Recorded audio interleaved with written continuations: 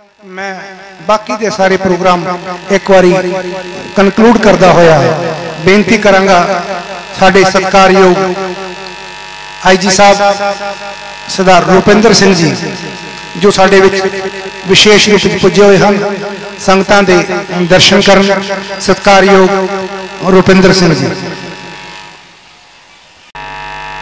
साध संगत जी, अज स्कूल के उद्घाटन मौके ते इत्थों की गुरुद्वारा कमेटी, स्कूल के ऑर्गेनाइजर्स, एजुकेट पंजाब प्रोजेक्ट के सारे नुमाइंदे और इत्थों की संगत बधाई की पात्र है। एक चंगा स्कूल की कर सकता है, मैं बैठे बैठा सोच रहा सी, मैनू याद आ रहा सी मेरा अपना बचपन। मैं जो पढ़ता सी ते चौथी क्लास मैनू एक ऐसे स्कूल च पा दिता गया जो उस समय का सिख स्कूल सी। उत्थे मैं 4 साल पढ़िया, उस तो बाद फिर मेरा स्कूल बदल गया ते अज मैनू उन्नी ही बाणी कंठ है जिहड़ी उस स्कूल ने 4 साल कराई सी। ये गल मैं इसलिए शेयर कर रहा कि स्कूल जिहड़ा हुंदा है उसकी बड़ी इंपॉर्टेंस हुंदी है किसी भी बच्चे दे करियर दे विच। उस तो पहला ते उस तो बाद बहुत घट मैनू कोई बाणी याद हो पाई।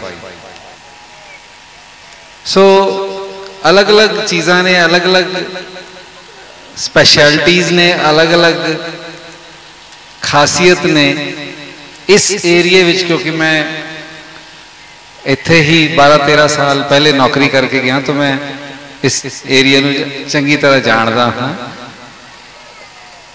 गुरु नानक अकैडमी इत्थे खुलनी और वो भी ऐसी संस्था वालों जिन्हां दा टीचा है कि असी पैसा नहीं कमाना, असी कुछ होर नहीं करना, केवल सेवा करनी है ते बच्चे नूं जिहड़ा है इस तरह की पढ़ाई करानी है जिस नाल वो पूरे विश्व व्यापी सोच का मालक बन सके।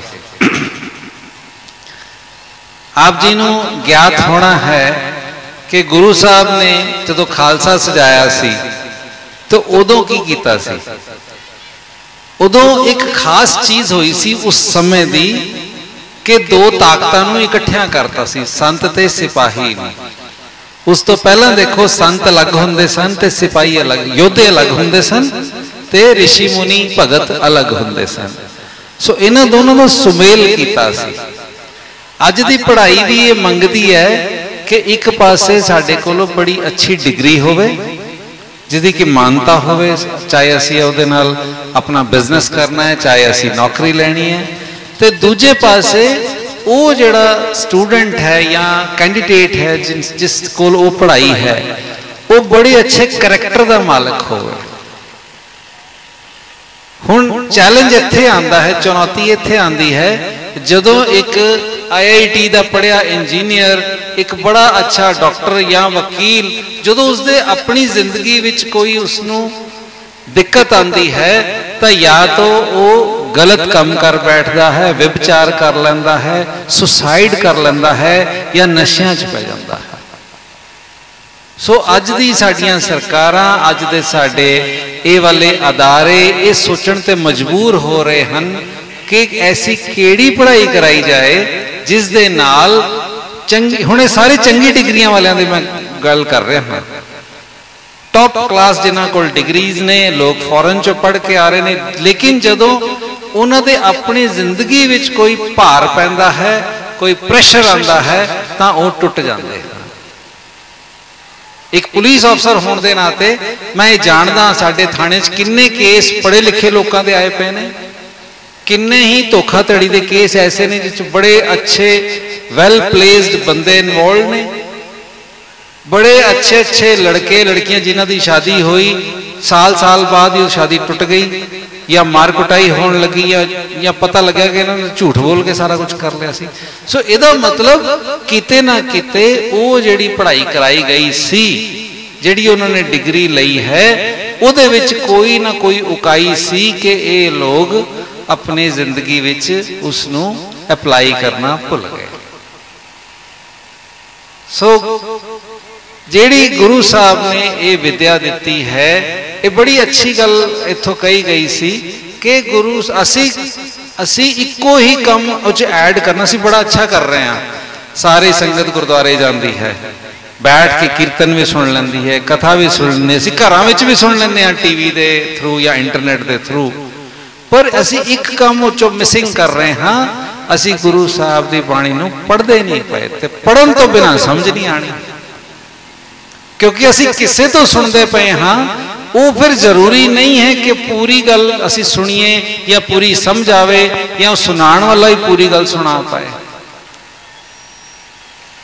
हुण जिद्दां एक बड़ी एक एग्जाम्पल असी ले लीए बाणी चो, कबीर साहब गल करते हैं कि तू निर्माणता किवें रखनी है, अपने आप नूं किवें तू हौमे छड्डनी है।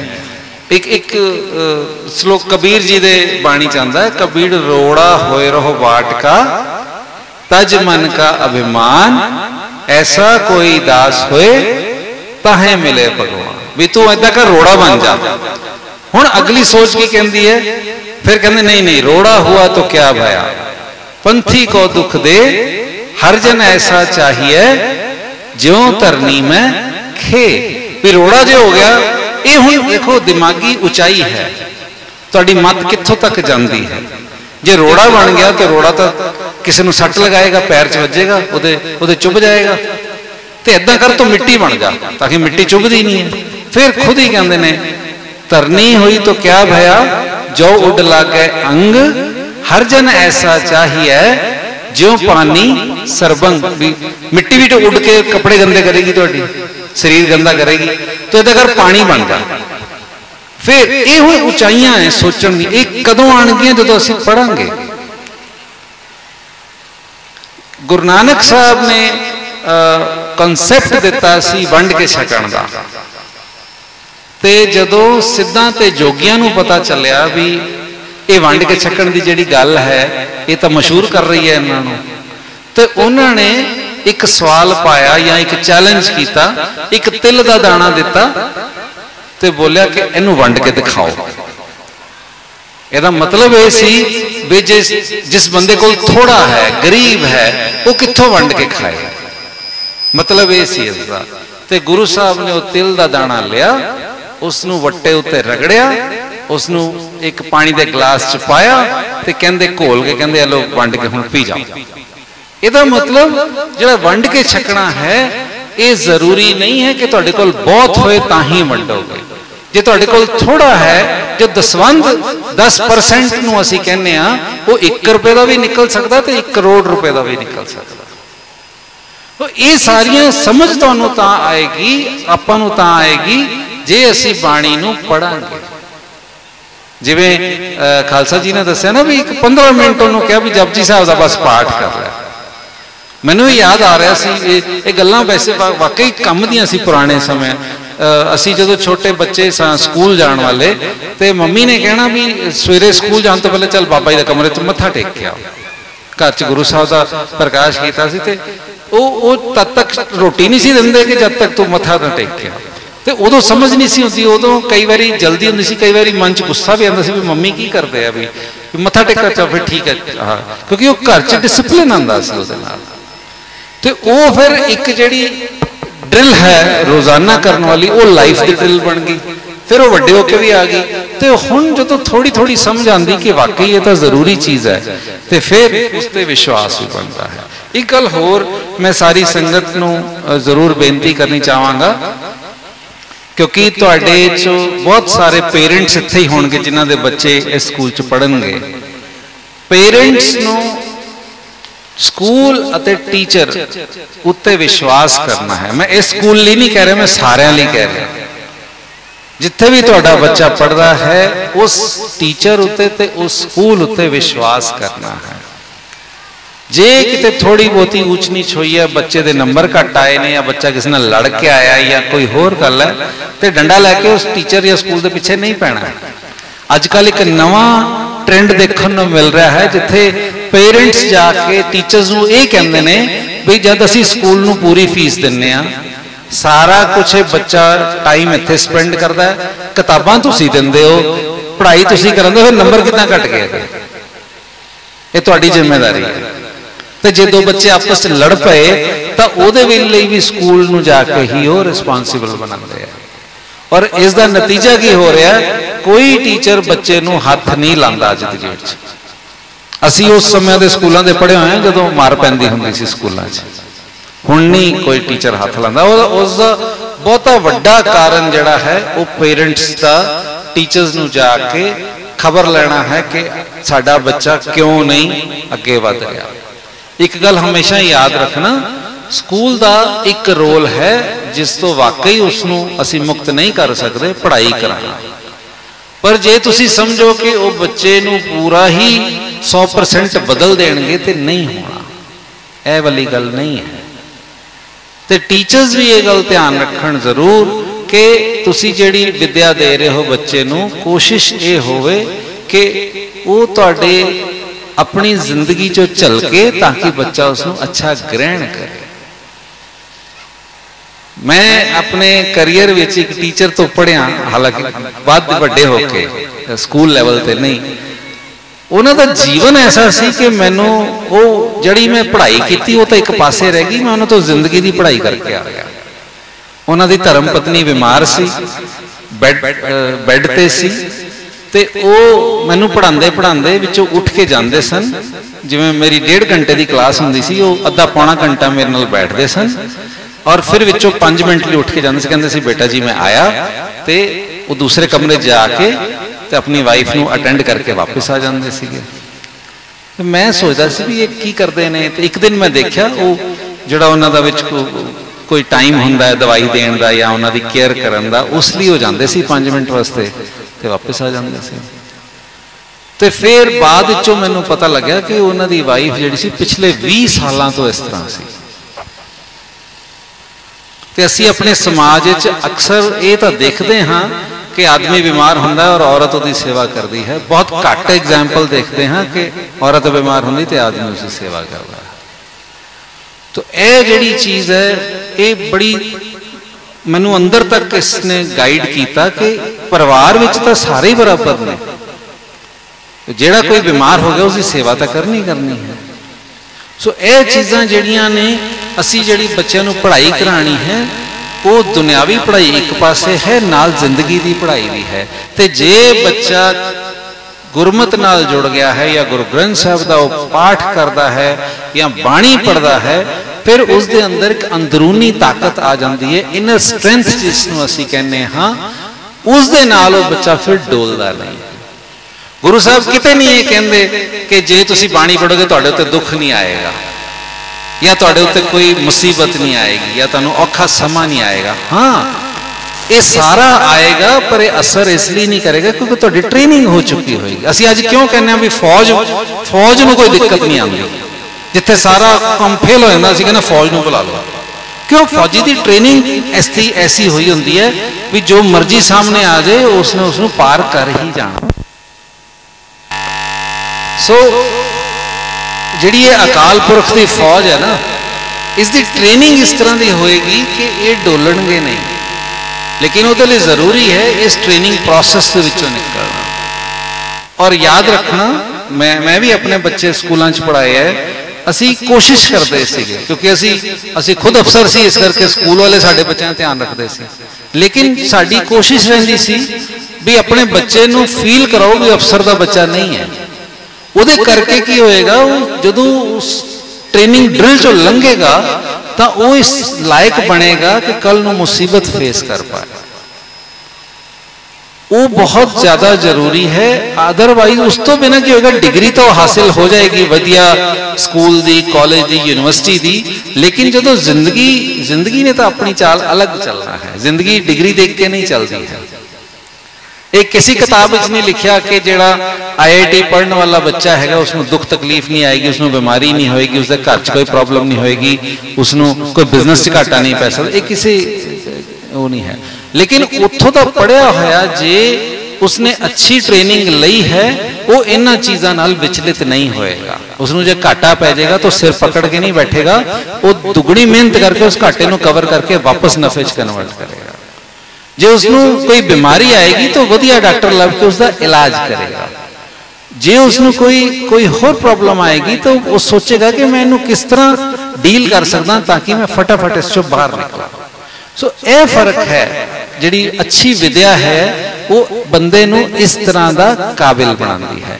तो एक चीज़ जिहड़ी अज दी डेट विच बहुत ज़्यादा तंग कर रही है साडी, खासकर साडे देश नूं या साडे पंजाब राजस्थान वाले एरिया नूं, बच्चों में होड़ मची पई है बाहर जाण दी, फॉरन कंट्रीज जाण दी। फॉरन कंट्रीज बिल्कुल माड़ियां नहीं हैगियां, चंगियां हैगियां, पर ये सोच के जाना भी मैं तो इत्थे काम नहीं कर सकता, मैं तो उत्थे जाके करांगा, ये कोई बहुत चंगा इसनूं नहीं किया जा सकता आदत। ठीक है, किसी का कोई रिश्तेदार बाहर रहिंदा उत्थे जाके उहदे कोल काम कर सकता या सीख सकता, चंगी गल है, कोई माड़ी गल नहीं है। वो कंट्रीज साफ सुथरियां हैगियां, उत्थे काम जिहड़ा हैगा साफ सुथरे तरीके दा हैगा, पर अपने देश की तरक्की तां ही होएगी जे इत्थों दे लोग इत्थे रह के काम करनगे। और उच्चियां पदवियां ते या जिस तरह गल कर रहे सी कि मैं कदी तक किसी तो काम मंगण गया सी पर अज मैं 100 बंदियां तो वध नूं काम दे रखा। अगर तुसी किसी नूं नौकरी दे सकते हो फिर तो तुसी बहुत ही वड्डे इंसान बन गए, क्योंकि अज की डेट विच बहुत लोग त्राही करते पे ने जॉब्स वास्ते, कम्मां कारां वास्ते, नौकरियां वास्ते। ते एक गल होर अज की डेट विच ये जिहड़ा इंटरनेट है इसनूं संभाल के चलना, इसनूं कहंदे हन intelligent use of internet. Internet तुहानूं ना घुमाई फिरे, तुसीं इहनूं कंट्रोल करो।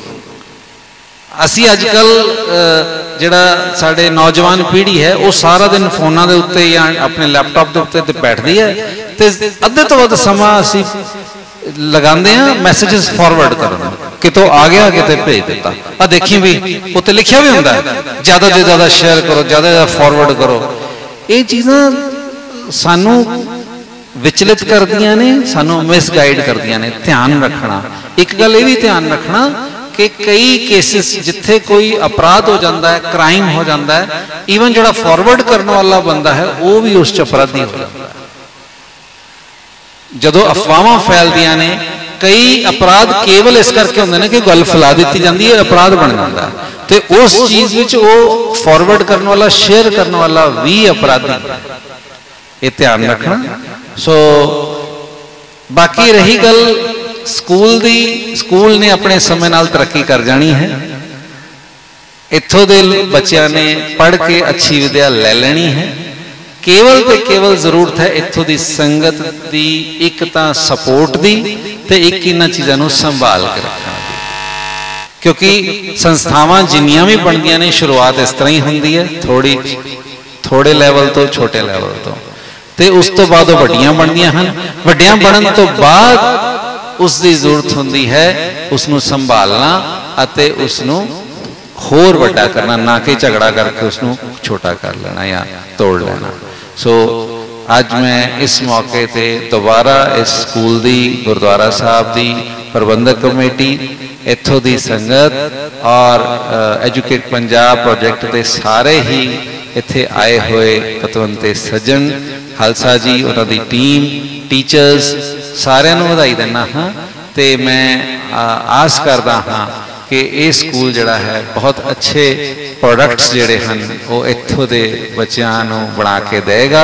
ते आने वाले समय विच असीं अनूपगढ़ स्कूल दे बच्चे बड़े वड्डे अहुदियां ते बड़े वड्डियां अचीवमेंट्स मल्ला मारते हुए देखांगे।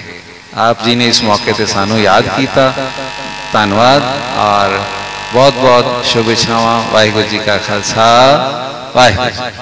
वाहिगुरू जी का खालसा, वाहिगुरू जी की फतेह।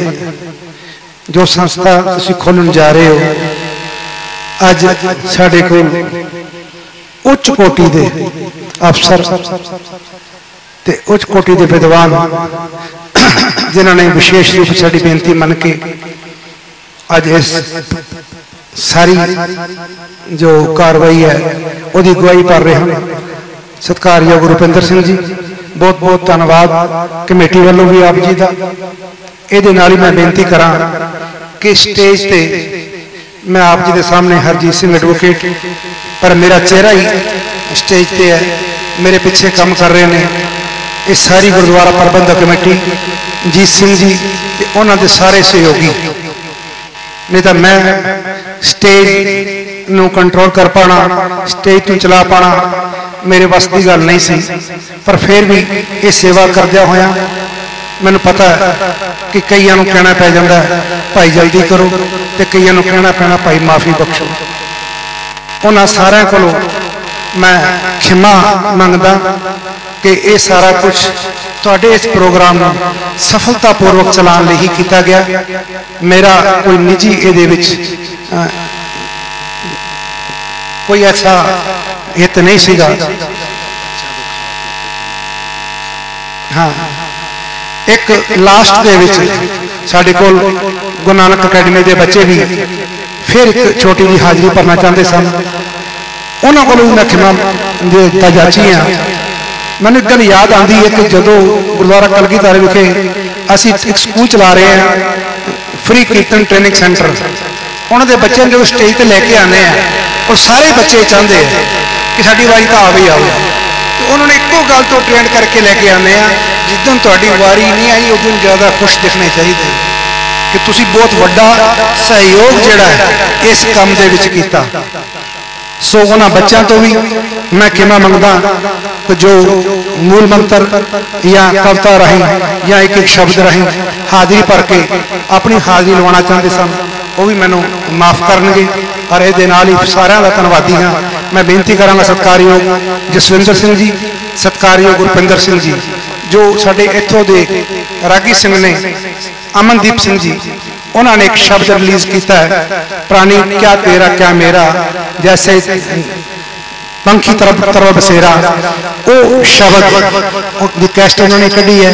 मैं चाहूँगा इन्ह हाँ, और पहले भी इन्हें दो शब्द यूट्यूब पर चल रहे हैं, ये शब्द जो इन्होंने राही रिलीज किया जाए। सत्कारयोग रुपिंदर सिंह जी, वीर जसविंदर सिंह जी स्टेज पर आने की कृपालता करन जी, ये मान इन्होंने बख्शण।